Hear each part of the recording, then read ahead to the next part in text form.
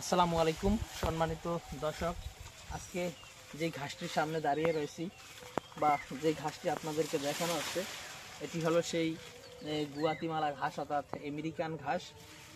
দর্শক শ্রোতা, এই ঘাসটি মূলত আমেরিকান 5G বলা হয় এই ঘাসের ঘাসকে।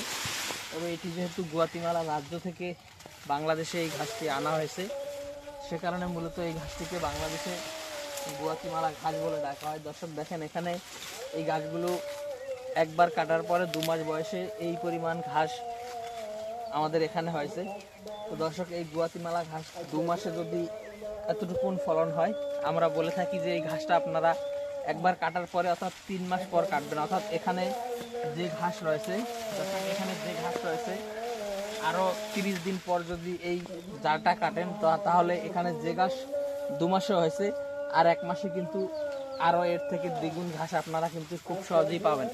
দর্শক, যদিও 2 মাস বা 3 মাসে কোনো গুয়াতিমালা ঘাসের কাটিং বা ডাটা কিন্তু হয় না। এখানে যদি নিচ থেকে দেখাই যে এগুলাতে কিন্তু শুধুমাত্র পাতা, দেখেন এপাশে যদি দেখেন এগুলো সবই পাতা। এগুলা কিন্তু কাটিং হতে দীর্ঘ 8 থেকে 9 মাস সময় লাগে।